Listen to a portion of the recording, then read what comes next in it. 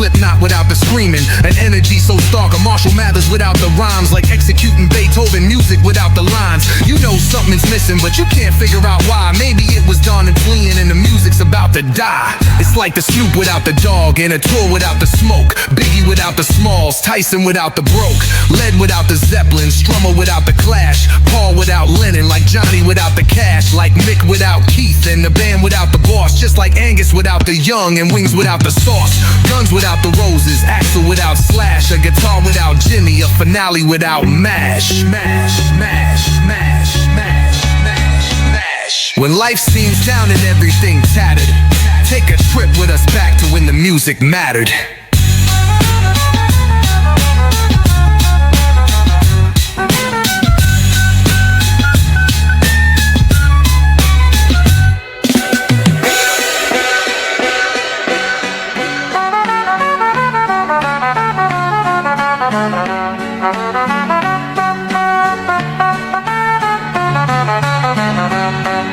When life seems down and everything tattered, take a trip with us back to when the music mattered. Music matters, music matters, music matters, music matters, music matters, music matters, music matters. What's going on? Oh, and welcome man. to When the Summer's Music Mattered. busy, bro. Welcome to When the Music Mattered. Yeah, summer is busy. My name is Ray Rout. That is my man, Army Chris. Chris, how are you, brother? I'm good, man. You? Living the dream. Had the day off today. It was Oh, really? Tomorrow is my 39th birthday. Holy So shit. yeah, so Happy birthday, man. thank you. So It's in my fucking phone. I should know that. You should. So took the day. Well, somebody wished me happy 40th birthday, and I was really offended by that. But we so took the day off, went to, I don't know if you know what Castle Loma is. It's a big like historic castle here in Toronto. I'd never been before. I played tourist. I played tourist in my own city today. Cool. So Kate and I went down there. Fine. There's all kinds of hidden gems in anybody's given city that you haven't been to.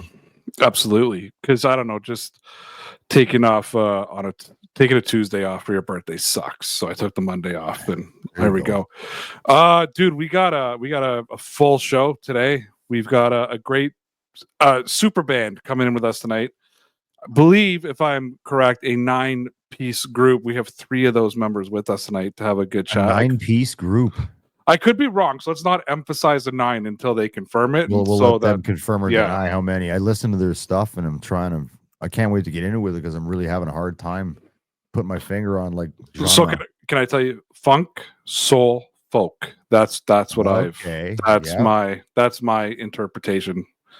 It's gonna be fun. So we got Jamie, we got Harry, and we got Dana. Yes, Dana. I hope it's Dana, not Dana. Let's say Dana.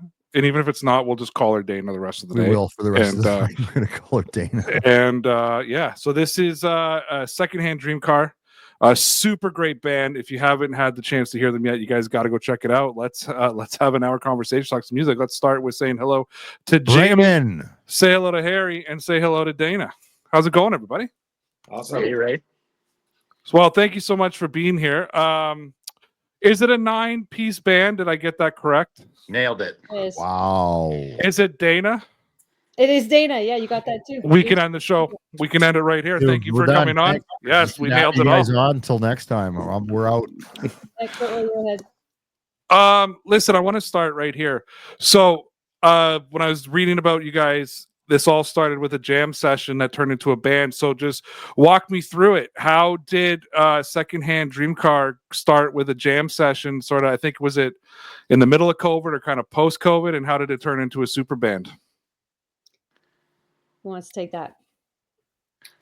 I'll do it. Okay, so it wasn't really so much a jam session as it was a weekly music event. So it was right out of lockdown where Jamie talked to a friend of ours who was just opening a club, and he really wanted to do this model for a jam night that was kind of based on something that he had seen before in LA, I want to say, at a club called the Viper Room. The Viper Room, man. Some legends come out of that place.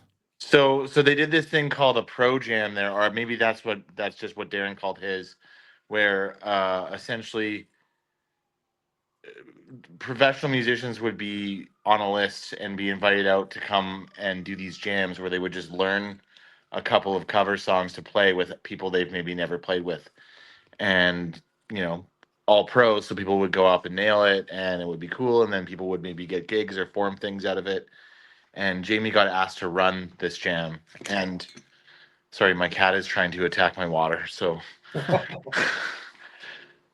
Emergency. yeah, so Jamie was asked to run this band, and he actually asked Dana and I both to be part of the house band for it. So that is the original inception of the band. That's pretty wild. And where do you guys hail from? So our viewers, listeners know where you're from. We live in Edmonton. Nice. So this pro jam was happened at a place called Soho, which is no longer, unfortunately, but it was. No, I'm in Edmonton right now. That's where I'm from, and not You're everybody there? in the fucking dog is from Toronto. Yeah, I used to go to Soho. Oh, okay. So yeah, we're just Soho has the best, know. awesome bands who went through those doors. You look familiar, actually, man. I mean, I've seen you there, maybe. You might have, yeah, man. Yeah. I spent a lot of time in there because I like the music. Probably. Didn't do too well with the food the last time I was there, but the fucking music was great, man. And unfortunately, like many businesses in the city, they are no longer around. Yeah, we're kind of hurting for music venues right now. But You guys not doing Fringe? what's that? You're not doing the Fringe? No, not this year. I often do, but Okay. didn't end up getting a gig there this year. They asked us to play actually, but we were occupied already. So is that right? Okay. Yeah, we just got back from the Bear Creek Folk Festival up in Grand Prairie, and we were in Cane Rose the night before that. So, yeah. So, Chris, I'll teach you a little bit of podcasting and radio 101. For people who aren't local to Edmonton, what is the Fringe? Oh. Well, let me explain what the Fringe is. It's an arts festival. Yeah, it started off as a theater festival. I come from theater. I used to be an actor, so the Fringe is kind of near and dear to my heart. And it's based on the Edinburgh Fringe Festival, which was the kind of first and original theater festival, which has now become about stand-up comedy and loads of other things. Edmonton is the second ever one in the world and is the second biggest one in the world. So for about 10 days in August, we have this enormous festival that's primarily like plays and musicals and stuff like that, but also they now have an outdoor stage that they have bands every night for 10 days, and it's enormous. Like there's over 120 acts. I was supposed to go there yesterday. It didn't work out. Potentially tonight, maybe tomorrow, because I'm gone. But it's huge, man. It's a big thing. So it sounds similar to the Stratford Festival that we have here in August, which you guys probably don't know about. But it's like that. It's theater, it's musicals, and then they have same other kind of events. Oh, okay, that's great. I'm always interested about band names and where band names come from, and especially when you get a whole group together. So how do you come up with Secondhand Dreamcar? Well, yeah, I guess that was also born at Soho, wasn't it? Yeah, that's true. On a Tuesday night, not a Wednesday night, but it was just there's another sort of open jam thing that happened on Tuesday nights at Soho, and the three of us were hanging out one night, and we had kind of been struggling trying to find a good band name. It's so important, right? But a friend of ours, drummer friend Emmett, was hosting the jam and just kind of made a joke. He brought a young guitar player up, and he was just making small talk with him on the mic. And the guitar player said, I just bought a new car. And he was like, oh, is it your dream car? And he said, no, it's it's a secondhand beater kind of thing. He's like, oh, so it's a secondhand dream car. And we kind of looked at each other and like, oh, that could be a cool band name. So that's really it. It was just kind of a joke that a buddy of ours made, and it stuck. So I think it's awesome. I can't tell you how much I love when band origin stories has come out to be like that. When people think there's like this deep meaning behind it, like, well, they were solo artists that found each other, and they'll have these whole theories behind it, and you find out it's just a joke. I love it. So much. So you guys you did hear us speaking at the beginning, and Chris was saying he was trying to figure out what you were, and I was listening to you today. I listened to I've been listening to you for a few weeks now. I listened to your entire Answer the Call album, which is a great album.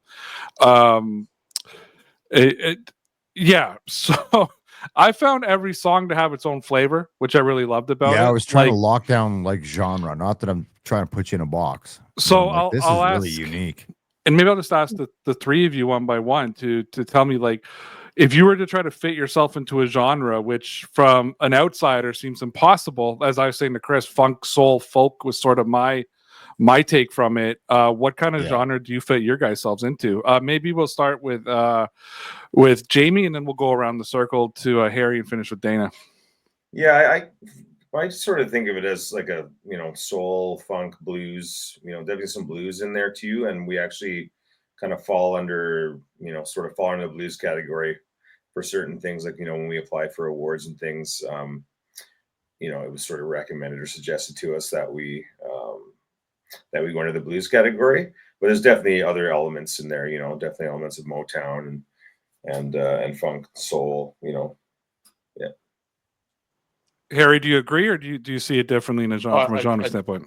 I totally agree. I think that we, like Jamie said, we keep getting told that we're a blues band, even though we've played a lot of blues, and I don't really think that what we do fits into that, so strictly speaking. But calling us contemporary blues is maybe a good way of putting it, but it's definitely taking its cue from a lot of things. I thought it was interesting that you said folk, because there's certainly an element to that, especially I think lyrically.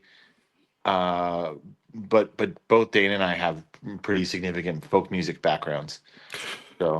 So I'm happy you said that, and then I'll get Dana's opinion, because it was lyrically where I felt it. So for me as a songwriter, and I have this conversation all the time, I have these friendly debates because music is subjective and songwriting is subjective. But to me, the lyrics are always first, and the lyrics mean the most to me, and then the music is accompaniment. I know for other people it can be reversed. The lyrics are a way of presenting the music. So when I was listening to those lyrics, that's where I really picked up on the folk, because it was very folky writing, I guess I'd say. That almost sounds insulting, but it's not meant to be. You know what I mean? Like, I felt that kind of deep folk connection to it. In a couple of songs, especially, and I'm drawing a blank right now, so I'm actually just going to look at your album. I apologize. Was it Lay Down the... No, it wasn't Lay Down the Lead. I apologize. I can't even think of what the song was called right now, but I really heard a lot of folk comments. Dana, I'll go to you before I make a bigger ass out of myself. So please, where do you see your how do you box yourselves in as a band in a genre? Well, I don't know. It's funny. The only, at least for me, the only reason there ever is to try to put yourself into a box is if you have to figure out, like, where you're going to try to get hired or who you're going to try to sell yourself to. And so that's, again, where the blues element comes in, because even though we're not a blues band by most blues people's definitions of that word, we're blues enough to get hired at blues festivals, and we love blues festivals just because of that kind of ethos of them, and how the music is still so at the forefront of what people's priorities are, as opposed to, like, bands being stylish or something like that. So so we kind of bring, as little as we are blues, we bring that genre into it for the purposes of, like, can we get hired there? And we can, the folk thing, that's interesting. I hadn't thought about the lyrics, but I guess because I write the lyrics for the songs, and I came to this band as a singer-songwriter, that's my whole background. So I guess, lyrically, it's a singer-songwriter approach to the kind of stuff that we do. But again, to me, the idea that singer-songwriter is a genre is kind of funny, but it is. But I would never call us that exactly. And when we're writing, like, I don't think we are ever thinking in terms of genre, but we know how we work well together, and we know what we all like. And what we all like is, like, old school soul, Motown. We love the Tedeschi Trucks Band. Like, that's just kind of what emanates from us collectively when we all come from these different backgrounds.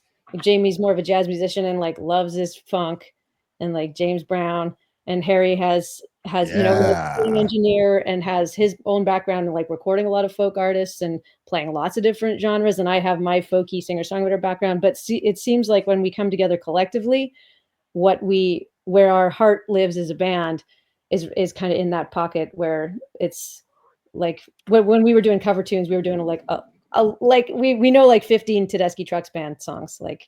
But you guys are all aligned, because that was kind of like the direction I was going to go with my next question, which you more or less already answered. Is you get that many people in a room on the front end, were you guys all aligned on the direction you wanted to go, or did it just gel naturally, or was it a conversation? Like, how did how did you kind of like choose the musical rough direction you were going to go? Because it sounds like everybody's aligned, so it feels like Yeah, I guess. I mean, when we were doing the house band thing, we played a lot of covers. I mean, we didn't have any originals at the time, and basically the sort of vibe of the covers that we like to do, that we all like to do, like Tedeschi Trucks Band, like Sharon Jones and Bonnie Raitt and things like that. It just kind of like organically led into us kind of writing, being that kind of band, I guess, like the influences of the bands that we like to cover as a group. So yeah. And I like, Dana, that you also mentioned the sort of jazz influence. I'm not sure who the lead guitar player is, but Good Enough for You was the first song that I heard from you guys. That was my first tune. And I heard a heavy jazz influence in the guitaring. And that was just something I kind of left out of it, but I heard a heavy jazz influence. I guess so. When you have these, so you have this group of professional musicians, you're coming from these, folk backgrounds, funk backgrounds, jazz backgrounds, and you're coming all together, and then you're kind of blending all of these different sounds together. How do you kind of do that without overcrowding the sound when you're writing? How does that writing process look like without overcrowding and just turning into noise?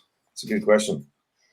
Mm-hmm. I mean, if you guys do you want me to answer this or go first? Go for it, Jimmy. I mean, well, one big part of it is that the parts are really well thought out. Nobody is just kind of doing whatever. It's really everything's thought out. There's two guitar players, two keyboards. So everything is very kind of kind of planned and thought out that way. So when we have subs come in to sub in with the band, sometimes we actually send them the stems of the specific parts so they can really hear what's going on, because it just doesn't work to just kind of do your thing or have people just kind of strumming along, or you know what I mean. So yeah, it's just really kind of like this. I think it's the only way for it to really work with that many voices in the band. So I guess another follow-up question to that would be, having 9 professional musicians who come, and it's not just 9 new musicians coming together and putting a band together. You're having nine musicians, 9 histories, a lot of been there, done that. How is that sort of, I guess, reshaped the band's direction as well as you come together? I'm also assuming a lot of you came as band leads, you know what I mean? And now you're trying to shape it together. And how is that shaping the direction of the band? Well, I think it's the fact that everyone comes with so much experience and so many years behind them that it does come together the way that it does, because like Jamie said, every part is thought out and everything has its place, which is why we still feel like there's enough space in it, even though there's so many people. But it's not that, and it's not that one person is masterminding that, or that it really does a lot of the time feel like it happens naturally. And I guess that would never be the case if we didn't all come with many, many years of experience behind us. Because that's one of the things you can only kind of learn with years. It's like, is knowing when to play and when not to play, and what to play that's going to complement what the other guy's playing. And it couldn't be like that if we all didn't bring, because really everybody is kind of contributing their own creative and intellectual contribution to exactly what you're talking about. So yeah. So I have one more follow-up on this, and I'll yield back to Chris. So I want to look at that sort of songwriting process and how those creative decisions are made, again, because I love how you're like, everybody kind of has it's almost like everybody has their assignment, right? Like everybody kind of knows the assignment, knows their place, knows what to do, and knows where they're going. So when you are writing a song and you have that much input coming in, and you're trusting the musicians you're with, and they're not just, okay, play this, play that. It's, there's going to be a trust process. How do those, I guess, create, without, letting all the secrets out, but how do those creative decisions happen? And what does that song processing look like with such a large ensemble of musicians? Well, it's actually never been 9 people in the writing room before. I think that's part of what makes it work. At most, we've done 5 people in the room at once, and that still feels like a lot. It is, but everybody's. We were talking before about how complimentary everybody is. Everybody's got really big ears. Everybody keeps their ears open. you know, it's more of a collection of people who are professional side musicians and studio musicians than Okay. it is a collection of people who are front people. Dana's been a front person a lot. Babs, our saxophone player, has been a front person a lot. A number of us have experience as band leaders or musical directors, but really, it's a bunch of people who are really good at complimenting people. And sometimes that's complimenting by standing out for a solo or laying back when the time's right, and that's a big part of it. So it's not a bunch of conflicting egos. So it works when there's five of us writing together because we're all just trying to serve the music, That and we know how to serve the music. and that's phenomenal. And just for a person that I can't relate to that at all because I'm that selfish singer songwriter that writes by himself, and it's like this is the song, enjoy it, right? Or it's yeah. I have actually sorry. Once I have the concept of the song and the lyrics written and the sort of basic melody, then I'm open to everybody throwing in their ideas, right? Yeah. But it's when I'm opening up that original concept, it's leave me alone, and I'm not. I hate performing live. Like I'm a studio guy, I'm a songwriting guy. I would love to make a living just writing music for people and no one ever having to know who the hell I am. Right? Like that's the type of musician that I am. Probably my massive stage fright. That's probably where it comes from. But no, I love that process. I find it very cool, very interesting. I was doing a lot of reading about you guys over the weekend, and it was a lot of times I read about bands, but there's a lot of individual collective stuff about you guys out there as well, right? That so it's like it was trying to prep this show is a tough one, so I enjoy it without turning it into a 6-hour show. Chris, I'll leave it. I'll send it to you because I could just keep firing questions. So if you have anything you want to throw in You here, stole all mine.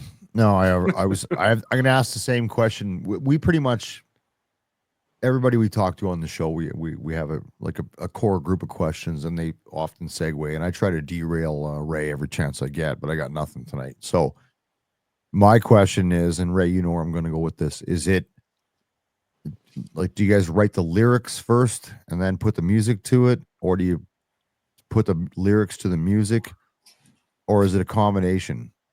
How does that process work? In this case, it'll always end up being a case of that the music is there first, at least in large part. And just yeah. the music is the part that we do collectively, but then I write the lyrics. So you write. So you just got a pen and a paper, and you just stuff pops into your head. Yeah, and you write it down, Dana. And like, is it like that? Is it like that? Like you're Eminem on the bus in 8 Mile, no. writing shit on your lap? No, it's how does that work? Like that. Well, I mean, usually if we get together for a writing session, and when we do get together for a writing session, sometimes someone will have the better part of a song as an idea already kind of okay. So you guys all come in with your notebooks. Yeah, or sometimes someone will just come in with like a 4-bar riff that they've got, and we'll flesh it out. Sure, and you just need some help to evolve it and flesh it out. Yeah. So okay. Usually we'll come out of. It's actually remarkable how often we'll come out of a 2-hour writing session with a loose form in place, and we'll generally try to record it so that I can have a recording that I then take home, and I'll just. The ways that lyrical ideas come to that are different depending on the song.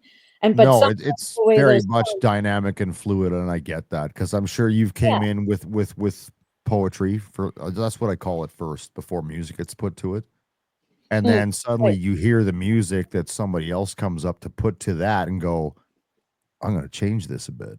Does that ever happen? Well, yeah, occasionally, like what become the lyrical demands of the song mean that like I'll be like, well, this actually we need to add a chorus here. Yeah, the most recent you're getting into the structure part, but it's just words we added on paper. A chorus because the kind of lyrics required it, or sometimes it's like, well, this chorus has to be double because there are more lyrics, or so it becomes a bit of a dynamic process. But it'll always for us start with the musical collaboration, which again can happen in a number of ways. So Dana, I'm wondering from your songwriting process. So I'm going to go back to 2002 it was like Eminem on the bus with a notepad, just trying to put things. And now I'm very big on text to speech, or or speech to text. I'm big into when I have an idea, I write, or I'll say it into my, even if I don't have the full lyric done, but I have an idea of where I want the lyrics to go, I'll do a voice memo so I can listen back to it later. Has technology changed the way you lyrically put things, or are you still old school in it? Nope. I don't use any of it.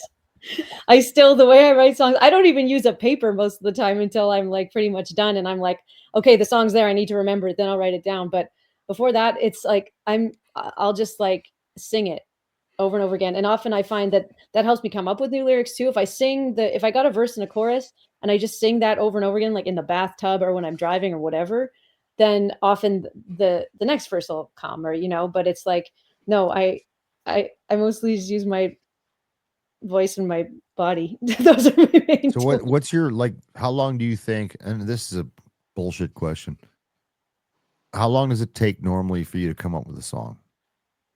Well, for us, not long at all, because we schedule it.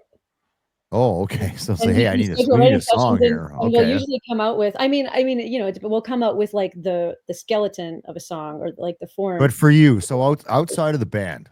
Oh, for me, if it's just you, do you put it together in a day, an hour, or a week, a month? If lightning strikes, does it change? Yeah, okay. but sometimes months, sometimes years. Okay, okay. But you still processing the same thing, and then you just haven't suddenly you put it together, and it could have been a year, it could have been a week, whatever. Yeah. Okay, that's pretty cool. Like it feels like gestation. I don't know if it's like that for you guys, but it's like it really does. Like Ray's is a real songwriter. I'm not. I'm a rewriter. So I listen to, because here's what happens. Because I DJ, it's a side hustle. Actually, I hate doing it, but anyway. And now with stems and dropping the vocals and just going down to that instrumental, it's like I pick up how I would write that song and put lyrics to that song. So, which is completely fucking not what everybody else does. I do want to kind of put the same question to Harry and Jamie as well, though, as on the musical side of things. We're talking about lyrics. Are you implementing any of that new technology when you're putting music together, or is it still just old school in your head? And when you are coming up with with even to say a basic melody for a starting point, does it start with a sound in your head, or does it start with playing the instrument and just kind of working your way through? I understand it could vary as well, but just wondering wondering if you guys are implementing that technology and you're right, the musical side of the process, and how you kind of come up with your sounds. Yeah, I mean, go ahead, Harry. For me, I definitely use some technology, but I'm not really terribly fancy about it. Voice memos are great. I do that quite often. I'm blessed to work in a recording studio, so sometimes if I have an idea, I might just put a drum loop on or something like that that's around the kind of groove that I want to do and try and work out a part and record a bit of it. Or if we're at the studio and we're doing a writing session, maybe me and Dana, we've demoed tunes sort of right there and then before a number of times, which is pretty effective. We haven't done that in a while, actually, as we've normally been doing sessions with a bigger band lately, in which case we just go and get in a room with instruments and just we just hash it out, and then throw up a phone in a decent spot and get a voice memo of it so everybody can refer to it later and remember it, and that's it. So I mean, yeah, there's technology involved, but it's not really fancy. Jamie likes to use MIDI on his computer when he writes to get some sort of instrument stuff in there. I'm allergic to MIDI, but what is MIDI? Wow, you are young, 39. You don't know what MIDI is? MIDI No. instruments, hooking up MIDI sources to your PC to. No, never mind. You don't know what MIDI is? Okay, well, I feel like machine instrument data something or whatever. It's basically if you have GarageBand open on your computer, and you have the little keyboard thing that's triggering whatever sounds and you're changing it. That's all MIDI. Ray, you've used it but didn't know you were using it.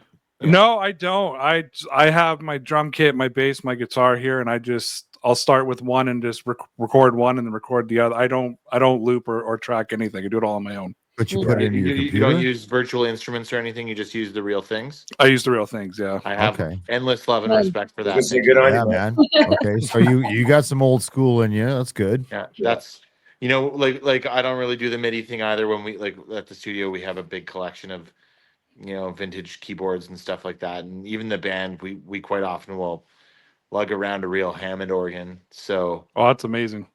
so that's what we like too. We're all into the old. You don't school, have a real DX7 vintage. kicking around the basement from 1986? I do have a you? DX7, but that's vintage Fuck, now. that's vintage shit, man. That's my era. That being said, I have been experimenting with AI, Chris. As you know, I played some of the stuff that you're way beyond I've MIDI. done with AI. Yeah. I don't want to be an AI musician, but I also understand that there's a use for it in music if you want to use it properly without taking away real musicians, right? I don't agree with AI albums like that are coming out now, but I think that technology can do things. Anywho, enough about me.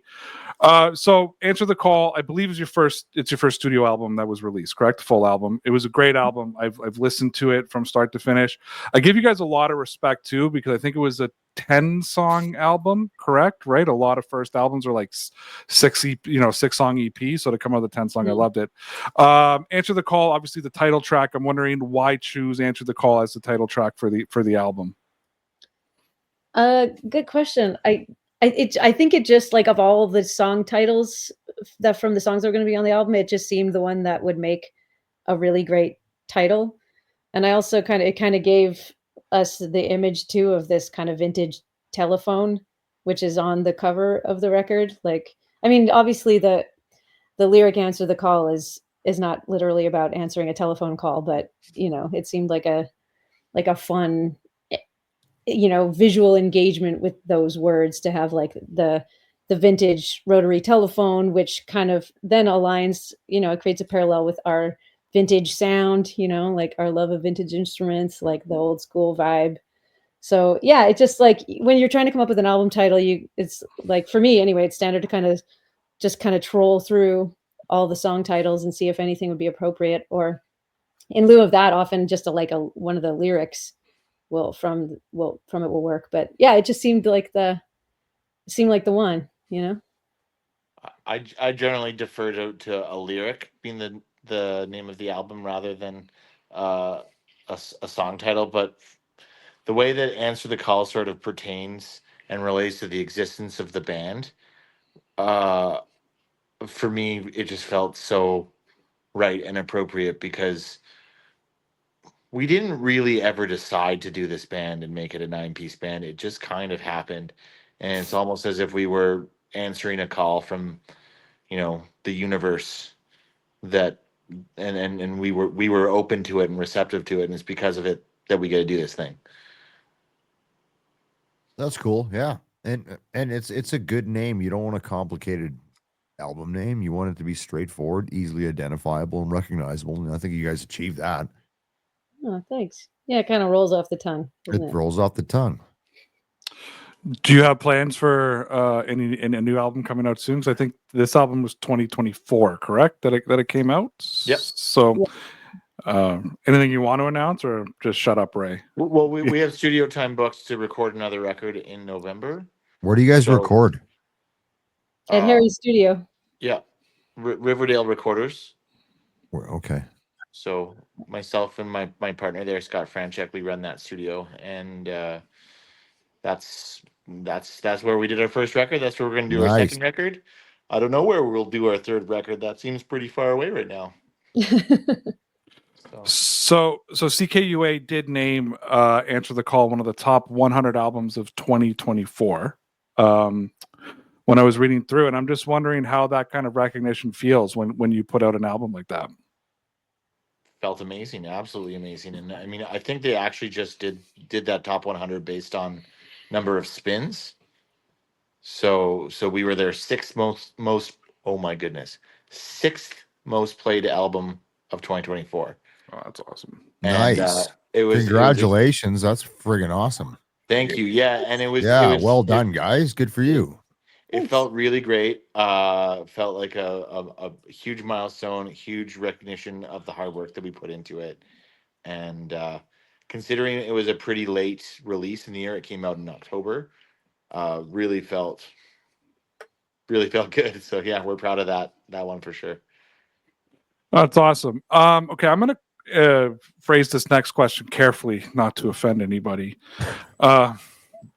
There's little chance of that. Yeah, This is Alberta. So- This is Alberta, not Ontario, buddy. oh, I have learned that. I have Go, learned go, that. go nuts. We get very offended in this province, especially in the 416 here. Yeah. But you guys are seasoned musicians, and we interview a wide range. And I was interviewing a 17-year-old that's the leader of a band, and promoting on social media has always just been a part of it. Like that's just been what they do. I'm 39. I'll be 39 tomorrow. And when I started promoting, there was no social media. It was, the old school handing out cassette tapes or CDs and posters, that type of thing. Obviously, I think my first connection with you guys was through TikTok. I found you on these modern social media apps. Talk to me a little bit about the transition of the old school promotion of just, putting up posters, selling $5 tickets, trying to hawk CDs, to now having to use social media platforms, to promote shows, promote albums, promote songs, and how much time do you balance into being musicians, and then how much time do you balance into being content creators? Because even as podcasters, where we're technically content creators, I now got to create these shorts, and I got to edit this, and I got to edit that. It used to just do your podcast, and that was it, right? And you kind of tweet out that your new episode's out. Now people want 30-second clips. So talk to me a little bit about that transition into promoting through social media and those platforms like TikTok and Instagram and that kind of thing.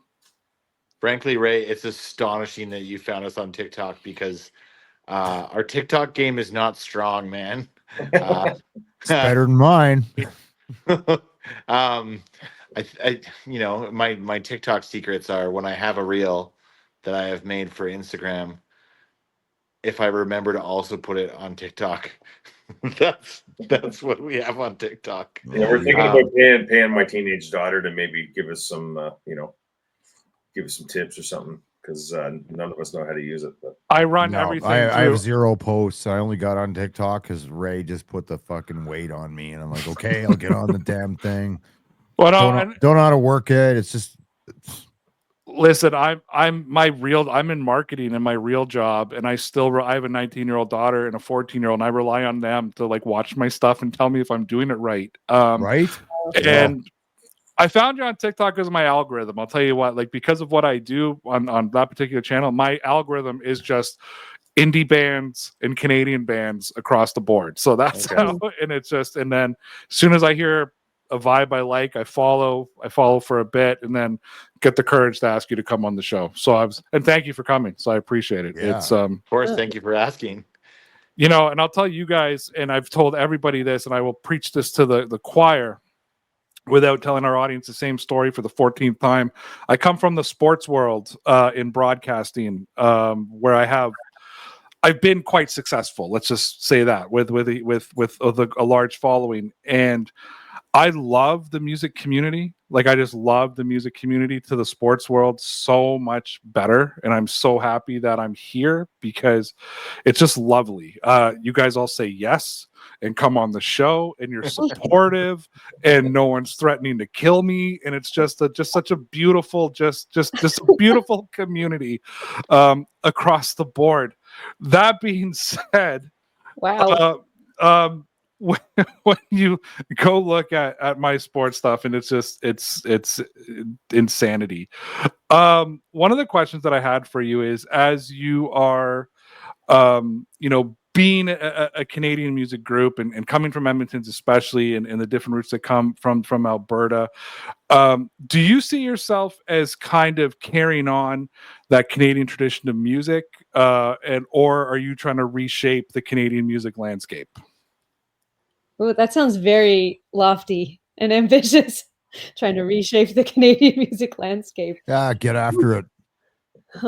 I don't know. Like, I don't know how you guys would answer this question. The only way I can think to answer it is, like, we're just doing what we do. you know, like we're just, I mean, maybe the way that where we are shapes what we do is like there's something about the whole matrix of factors in the Edmonton environment, like not just Alberta, but in Edmonton in particular.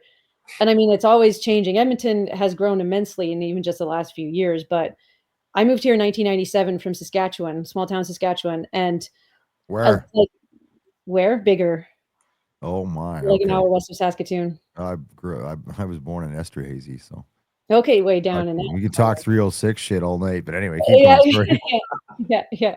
But when I moved to Edmonton, I like it just kind of blew my mind, you know, especially coming from a small town because Yeah. it seemed to have this thing about it where like the population is big enough that there's like enough people and enough going on and there were these kind of long threads of cultural and artistic history like that kind of started with like when there's a club called the Hovel in the 70s, which grew out of some other stuff in the 60s, which all kind of fed into the beginning of the Edmonton Folk Festival in 1980 and the Edmonton Fringe Festival in the same year. And like I came here in 97 and I felt like I felt that like that this it's like there's lots going on. And the key point about that is that people are making their own. Like Yeah.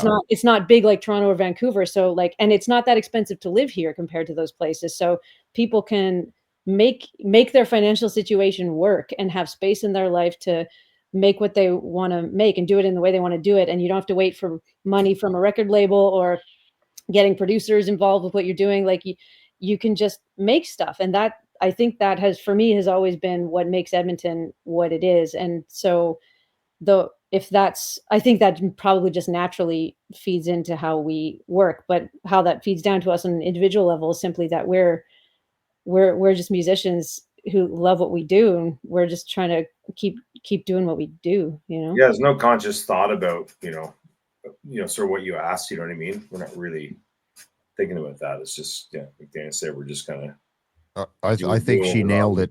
Yeah, 100% nailed it. And we're gonna pump Edmonton's tires tonight. Sorry, I've been gone all week, so I didn't even know you guys were from Edmonton. Wow. So, because Ray, you didn't bring that up, but I was watching all your music, but I didn't read the bio. Anyways, let's not pretend like you would have done an ounce of research. Anyways, Chris's research is done. When I say it on the podcast, these guys, like, who are they? that's the research. Like, they're pretty good. I was actually from shocked. Edmonton, it might be something you want to bring up. But now we're doing some 780 shit here. I was actually shocked on Saturday when you texted me and said, "Who are we interviewing?" Because usually I get that Monday afternoon. So I've been gone. So, anyways, seriously, I think probably next to Winnipeg, in my opinion, for as far as Western City goes. Yeah, Edmonton is probably the second best for up and coming independent bands to be seen and heard. Vancouver's too massive. Toronto's too massive. Calgary, and I grew up there too, so I'm shitting on them, is just not festival city. Edmonton has more festivals going on fucking than anybody that I know of. Like, you guys know what all of them are. And we feel it in a very concrete way because here we are in Edmonton. And it creates opportunity. There are all kinds of opportunities for us to we're playing all summer long, and we haven't traveled that far. No, you don't really got to go far. You're gonna go to Pigeon Lake. We were in Grand Prairie. We were in GP, Pigeon Lake, wherever, right? There's so much that goes on, and festival wise, like Edmonton is festival city, 100%. 100% it is. But there are a lot of throughout Alberta, there are a lot of festivals through the summer, and we feel I think we're really, really fortunate that we can work as regularly as we can in live shows. That's where we live, is in doing live performance. And you don't have to travel across the country to go do it. Exactly. Like that's such a gift, and that has to do with where we are for sure. Sorry, Ray. We need to try and be economical about it, because with 9 of us, if we're flying across the country, it becomes cost prohibitive. You guys are doing a lot of this on your own dime, so we get that. I'm just fighting every morsel of my skin right now not to defend the Toronto music scene and the 17 festivals that were happening just in York region this weekend, but I'll let that be. No, it's fine, but we're talking about totally different thing. You get 10 times the population, man. You can't compare it, right? It's just it's a lot easier out here for groups to get seen, because you're not battling 300 other acts, fighting for space. It's just it's smaller and easier it's more accessible. That's the word I'm going to use. Yeah, you don't have to hustle quite so hard, No. I think. And I would love to for go me, see all that's those festivals. Ray's at a thing every week. Every time I look at his socials, he's at some fucking Yeah. concert. Well, yeah, Awesome. because the Toronto scene is very buzzing here. We Yeah. have Crazy. Every Wednesday. So I live in York region, which is actually just north of Toronto, like probably 15 minutes, 20 minutes north of Toronto. Mhm. I live in Newmarket. Every Wednesday, though, the city beside us, Aurora, does the music in the park. So we go to that music in the park where they have two, local bands from this area. Every Thursday, Newmarket has one. Every Friday, the other town on the other side of me, Bradford, has one. So Wednesday, Thursday, Friday, we're doing the small stuff, and then we have Budweiser stage here and that kind of thing. So we'll go see some of the bigger bands. We actually That's have crazy. You get that much access. yeah, but I get what you're saying. No, like Rib Fest is in Aurora this weekend, and like Jason McCoy is headlining. It's not a local group. It's Jason, but Jason, as much as he's I toured with Jason a couple of years ago, and as much as he's a Hall of Famer, he's pretty local in what he does now. But anyways, so I actually wanted to get into that whole live experience piece with you because I do know you as from your studio work. Obviously, I've never seen you live. I'm here in the 416, and apparently you won't come here. So We will. Can't will. yet, but will. unless I get out to man. Alberta. Here But we go. Tell me a little bit. Tell me about the difference when you look at Secondhand Dreamcar. Like, talk to me the live experience versus the studio album. What I'm hearing from the studio side, and talk to me about the live experience of Secondhand Dreamcar. It's not as different as you might think. Most of the album was recorded live off the floor. So basically, keyboards, bass, drums, guitars, lead vocals were recorded together. We added the horn section. Afterwards is it overdubs, and percussion afterwards is overdubs. Background vocals is overdubs, and often those things in sections. And then a couple of little guitar things here or there, but pretty much, the sound on the record is the sound of the band live. Yeah. So you also get all the energy of live, and you get improvisation, which, even though Jamie was saying before that we have a lot of stuff that's highly arranged and with specific parts, we also have lots of sections and lots in our DNA that really does come from jamming and stretching out and improvising. Everybody improvises as far as their solos go. They improvise as far as their comping goes.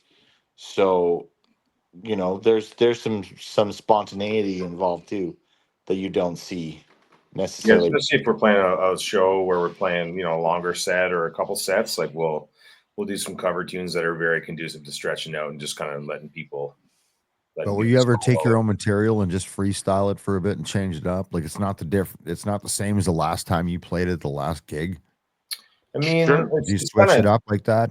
Yeah, it's tough to do that in the festivals because you get like an hour set. So so you're pretty regimented in that for sure. Yeah, we want to play as much for music as we can. So people do it. Yeah, fair enough. I mean, we love stretching out. I mean, we're kind of sad that we don't get to stretch out as much when we're doing these shorter sets. But it's just kind of the nature of those gigs. But we did a 9-month residency, 8 months, 8-month residency at Blues on White every Wednesday. And that was kind of leading up to the recording of the album. And so on those nights we would stretch out. That's all right. What did you get Wednesday night at Blues on White? Did you get people? How many people would show up for that on Wednesday? Kind of varied, We did okay for Wednesdays. It varied obviously, but because you guys must have did the Saturday afternoon jam there and shit back in the day, right? I've been there a couple of times. Yeah. Wow, good for you guys to have a Wednesday thing. Well, it was awesome because we played 3 hours every Wednesday, right? So we're just like really getting tight there, and then bringing in new songs we're working on, and fleshing them out there, and so it was a really great thing, especially leading up to the recording. Like once we got to the studio, we felt like really ready, and So Blues on White, because Ray's gonna shit on me for not explaining Edmonton.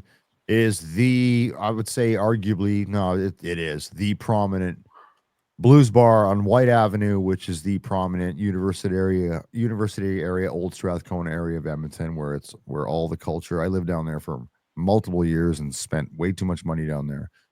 So Blues on White is like the blues bar, and they have open Saturday afternoon jams. They used to. I haven't been there in a while, but it's the fucking spot. So for you guys to get a residency there, well done, you. That's awesome. So it kind of sounds like the Toronto equivalent of like the Horseshoe Tavern. Yeah. So I know that. Yeah. I think that's a good. Be very similar. Yeah. Okay. Okay. So I want the residency. So I wrote something about a residency in my notes here for my questions, and as you guys were talking, I was looking at it going, what the hell did I mean by residency? So now that you've said that, I think, were you recording the album and writing the album at the same time that you had the residency? Or did that come? How did you balance that? How did you balance, how do you balance those live shows, having this residency and doing all this stuff and writing new music and recording? Or were you using those performances as sort of pilots as well for it? And to help tighten it up, right? Yeah, that was part of the process. Very much so. Yeah. It helped us get, because it's always great to be able to record songs that are road tested, especially if you're going to take the approach that we do, which is like when we make the records, we're trying to sound like we sound live. So the songs are always going to be stronger the more we've played them. So did you use that residency? I'm probably asking the same question Ray's asking, to polish it for the album? Because that's a free opportunity to do that, right? Absolutely. Yeah, it was basically like a sort of a yeah. paid rehearsal for every, I mean, we didn't have the whole band there because, obviously a club availability and everything. 9 people on a Wednesday, but it was 4 or 5 of us, and sometimes we had the horns. So how do you guys pivot when you don't have everybody there? Is it easy or is it hard? It's easy. Yeah, is it's it? easy. Okay. Yeah. It's kind of the same when it's the 9-piece version. Everybody's kind of fitting in their spots, and everybody. But you can pivot with 5 or 9. Like we still will do dates now where we'll have for budget reasons or technical limitations or whatever. We'll have 5 or not even 4 a couple months ago, and it's just we know the tunes, and we're all present there, and we're doing what needs to be done. That's different with 5 people than with 9 people, but it's the same job. It's not different. Yeah. If that makes sense. So I've got a couple of questions. I have to kind of wrap this up, and we'll do like an around the horn piece for this, because I'd love all of your own individual answers on this. So the last question I think is more difficult. So we'll start with this one, and Jamie, I'll let you start with this. How do you maintain your individual expression while you're trying to serve the collective sound? I mean, it comes pretty naturally, pretty easy, honestly. Like Daniel was saying earlier, like we're all, older musicians and experienced, and we really, kind of, when you're younger, a lot of times when people are younger musicians, like they're not thinking about serving the music as much, they're kind of a bit more ego, a bit more like, look what I can do, a bit more overplaying, or so, but I mean, I love the music that we play. So, I don't feel like I'm like sacrificing anything. It's just the parts are serving the music, and I really enjoy playing my parts. And yeah. So. Dana, same question. Well, I mean, I'm the singer, so it's like and I mean, just in general, for me, singing is like expressing your individuality inherently. So there's a way in which just bare bones being the singer means I get to express my individuality, because that's what the voice does, and with this band, it's like extra with this band, because like I can belt out as loud and intensely and as taking as much risk with that sound as I can take the vocal expression as far as I can, and this band has more than enough to hold it. So, and I've never had that before. So it's like, for me, what comes out of the collectivity of this band, it frees me up vocally. And that's where, like, if we're talking about expressing who you are, the voice, by sheer fact of that, like, yeah, that's it. That's amazing. And Harry, how do you express your how do you maintain your individual expression? Well, I think because there's so much love and respect and familiarity between everybody in the band, and there's lots of history between band members. There's lots of lots of history playing together, both in this group and in other groups, working together on other things. Dana and I have been working together for over a decade. You know, that you can really express yourself and you can really take risks because you have a bunch of people who understand you. They know your sound. They know where you're going. They're going to go with you. You can go somewhere completely nuts, and they're just like, "Yeah, I got your back." So I mean, it's a beautiful place to do that and express yourself, and that's yeah, a gift that I'm very grateful for. Oh, that's awesome. Chris, I have one more question, but do you have anything left before I kind of wrap this up with them? I don't think so. I think we've got it. Okay. I could talk to them for another hour about other bands they know around town and stuff. But Yeah, we'll you guys can go do we'll invite them back when I'm not available. You guys can do I'll an be Edmonton following them show. now. We'll do an Edmonton show, right? For sure. Okay, so I'm going to do one more around the horn, and Dan, I'll start with you and put you on the spot. Actually, here I'll start with you since you finished the last one. I'll make you answer first, and we'll go backwards. If someone listened to Secondhand Dreamcar in 30 years from now, what do you want them to understand about this era of your musical life? What? Now he's throwing curveballs. That's normally my job, man. I'm giving him time to think about it, Ray. I hope they hear a lot of joy and passion and love in it. That's what I would like them to hear and understand about it. Perfect. Dana? Yeah. I hope that they just are able to hear something that sounds great, that just sounds good, rather than like what I hope is that what I don't hope is that they're like, oh yeah, that's so 2025. That's like, that sound is like, that's like, right. That just sounds exactly like 2025. Like that, it's like, I would just want them to hear that it's good music, authentically expressed and, that and therefore timeless. Like if that's where timelessness comes from, then there you go. See, Dana, I'm still stuck in 1984. So when I get to 2025, it'll be 30 years from now, and I'll get at you and go, that's fucking wicked still music. Sounds man. futuristic, doesn't it? Still sounds great. All right, Jamie, I gave you the most time to think about it, Oh, so you have man. to give the best answer. Yeah, you better deliver, still brother. struggling with that. You better deliver. Oh my God, yeah, I can't top those. But just the authenticity, and also just the fact that we do record most things live off the floor, like that. It's like a real genuine, authentic version of what the band is. Like you hear us play live, and it sounds like the album. It's not this. There's no overproduction. There's no. It's really just like, this is us. This is how we sound. Like raw. This is how we recorded. This is how we're doing it. Yeah, and this is what you're going to hear. When Yeah. you come see us, except just the energy of seeing us live and the spectacle of it all, and yeah. Amazing. Cool. Everybody, this was Secondhand Dreamcar. You can go check them out wherever you stream your music. You have to go listen to their album. Answer the Call. It's great. Again, I said the first song that I ever listened to was Good Enough for You. That's where I fell in love with them. And then again, hounded them and said, could you please 45 emails exchanged later. We booked a date and got them on. I'm going to open up the floor for you guys now. Take as much time as you want. Please promote, pitch. Yeah, what do you got coming up? Want. Your socials, everything. Your show, just so as you're pitching, your show will be airing next Tuesday. So whatever that day that is, the 25th, 26th. So, but anything you'd like to push moving forward, please do.